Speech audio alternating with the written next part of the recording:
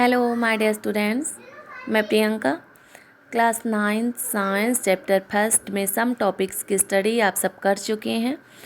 इस वीडियो में chapter first के बचे हुए सभी टॉपिक्स की स्टडी आप सब करेंगे। आज का फर्स्ट टॉपिक है लेटेंट हीट ऑफ फ्यूज़न, गलन की गुप्त ऊष्मा। The amount of heat energy required to change a solid into liquid is called the latent heat of fusion of the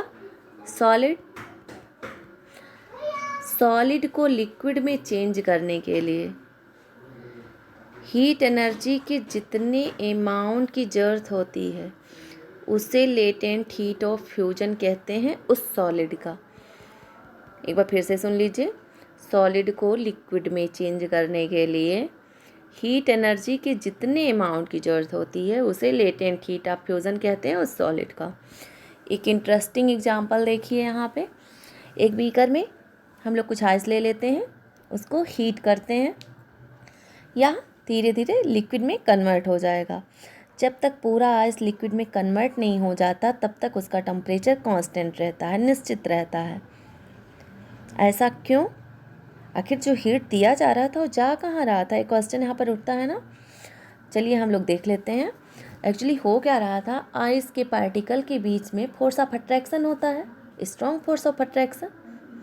तो जो हीट इसको प्रोवाइड करवाई जा रही थी वो हीट फोर्स ऑफ अट्रैक्शन जो पार्टिकल्स के बीच में है उसको ब्रेक करने में लग जा रहा था। जब तक आइस पूरा लिक्विड में कन्वर्ट नहीं हो जाता तब तक इसका टेम्परेचर कांस्टेंट रहता है। Next topic, latent heat of vaporisation. The वाष्पन की गुप्त ऊष्मा। The amount of heat energy required to change a liquid to vapour is called the latent heat of vaporisation of the liquid. Liquid को vapour में change करने के लिए heat energy के जितने अमाउंट की ज़रूरत होती है उसे लेटेंट हीट ऑफ वेपराइजेशन कहते हैं उस लिक्विड का। Next topic, effect of change of pressure on the matter. Matter पर दाब का क्या प्रभाव पड़ता है? किसी भी मैटर पर अगर प्रेशर में चेंज किया जाए तो उसका क्या इफेक्ट होगा? On applying pressure the particle of matter can be brought close together and the state of matter can be change. अगर प्रेशर अप्लाई किया जाए,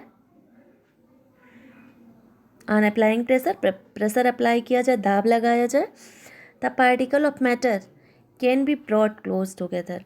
तो मैटर के पार्टिकल एक दूसरे के बहुत क्लोज आ जाते हैं जिससे state of matter can be changed, matter का स्टेट चेंज हो जाता है।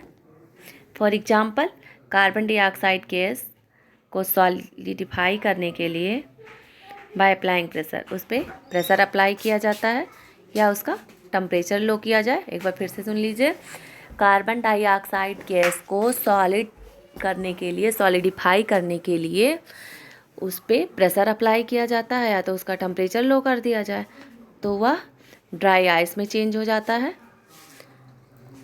नेक्स्ट, एवोपोरेशन, इसकी हिंदी होती है वाष्पीकरण।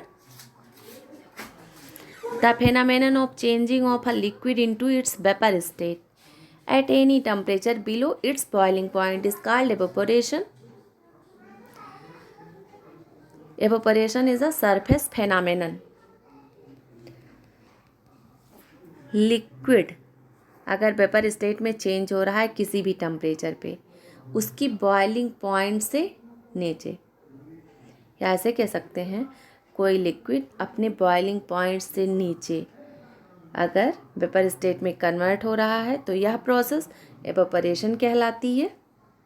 एवोपरेशन इज़ अ सरफेस फेनामेनन, या सरफेस फेनामेनन है, सतह पे होने वाली क्रिया है, प्रोसेस है।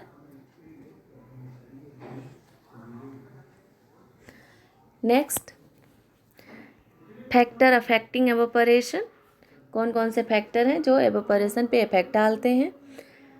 An increase in surface area increase evaporation. अगर सरफेस एरिया इंक्रीज की जाए तो एवोपरेशन इंक्रीज होगा। दैट मीन्स अगर एक कप ले लिया जाए और इसमें कोई लिक्विड रख दी जाए और वहीं पे एक प्लेट ले लिया जाए, उसमें कोई लिक्विड रख दिया जाए, तो सरफेस एरिया जिसकी ज़्यादा होगी उसमें इवेपोरेशन की प्रोसेस ज़्यादा होगी। तो यहाँ आप देख रहे हैं ये कप की सरफेस एरिया कम है और प्लेट की सरफेस एरिया ज़्यादा है, सो प्लेट में अगर कोई लिक्विड रखा जाएगा तो उसमें एवेपोरेशन ज़्यादा होगा। Next, an increase in temperature increase the rate of evaporation. अगर टेम्परेचर इंक्रीज हो रहा है तो एवेपोरेशन की प्रोसेस इंक्रीज होगी। A decrease in humidity increase the rate of evaporation. अगर ह्यूमिडिटी डिक्रीज हो रही है दैट मीन्स वायु में आर्द्रता, वायु में नमी कम है, तो एवेपोरेशन की रेट इंक्रीज हो जाएगी। An increase in wind speed increase the rate of evaporation. अगर हवा की गति, हवा की चाल तेज है तो एवेपोरेशन की प्रोसेस तेज होगी, अधिक होगी। Evaporation cause a cooling effect. Evaporation से क्या होता है? कूलिंग इफेक्ट होता है, वाष्पीकरण के द्वारा शीतलता मिलती है। चलिए इसमें हम लोग कुछ एग्जाम्पल देख लेते हैं। जैसे अगर कपड़े सुखाते हैं तो होता क्या है, अगर ह्यूमिडिटी कम है तो कपड़ा जल्दी सूख जाता है, और अगर ह्यूमिडिटी अधिक है तो कपड़ा लेट में सूखता है। इंक्रीज इन विंड स्पीड, अगर हवा की चाल तेज है तो कपड़ा जल्दी सूख जाता है। नेक्स्ट टॉपिक है some measurable quantities and their units. Temperature, इसकी यूनिट है केल्विन, सिंबल है K. Length metre, small m, mass kilogram KG, weight newton, N volume cubic metre, metre cube, density kilogram per cubic metre, KG per metre cube, pressure pascal PA. ये आप जरूर learn कर लीजिएगा। Next topic है sublimation, ऊर्ध्वपातन। Sublimation is the transition of a substance directly from the solid to the gas state without passing through the liquid state. ऐसी process जिसमें direct solid से गैसियस स्टेट में चेंज हो जाए सब्सटेंस बिना liquid state में convert हुए, sublimation कहलाता है।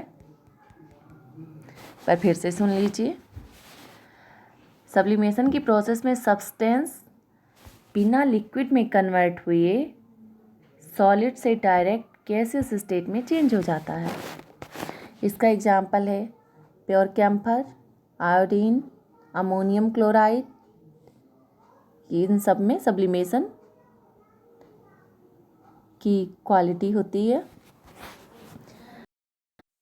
प्योर कैम्फर आप सब भी शायद जलाए हों, आप सब देखे होंगे कि प्योर कैम्फर शुद्ध कपूर को जब हम जलाते हैं तो वह डायरेक्ट वेपर में चेंज हो जाता है, लिक्विड में चेंज नहीं होता। ओके, अब हम लोग नेक्स्ट देख लेते हैं। सॉलिड से लिक्विड में कोई सब्सटेंस चेंज होता है तो यह प्रोसेस फ्यूजन कहलाती है, और लिक्विड से अगर सॉलिड में चेंज होता है तो यह फ्रीज कहलाता है। ऐसे ही लिक्विड से गैस में चेंज होना वेपराइजेशन कहलाता है, और गैस से लिक्विड में चेंज होना कंडेंसेशन कहलाता है। सॉलिड से गैस में चेंज होना सब्लिमेशन कहलाता है। यहाँ पे कुछ और आप सुन लीजिए। कार्बन डाइऑक्साइड को ड्राई आइस भी कहते हैं, शुष्क बर्फ। इसे ड्राई आइस क्यों कहते हैं? क्योंकि जब कार्बन डाइऑक्साइड को शुष्क बर्फ या ड्राई आइस को जब हीट करते हैं तो वह डायरेक्ट गैस में कन्वर्ट हो जाता है, चेंज हो जाता है, लिक्विड में चेंज नहीं होता। एक बार फिर से सुन लीजिए। ड्राई आइस शुष्क बर्फ को जब हम हीट करते हैं तो वह डायरेक्ट वेपर में चेंज हो जाता है। That means carbon dioxide gas में चेंज हो जाता है, लिक्विड में चेंज नहीं होता। So carbon dioxide dry ice भी कहलाता है। फर्स्ट लेसन के सभी टॉपिक्स इस वीडियो में कंप्लीट हो गए। अब इसके बाद नेक्स्ट वीडियो में एक्सरसाइज के क्वेश्चन सॉल्व करवाऊंगी। Okay, thanks.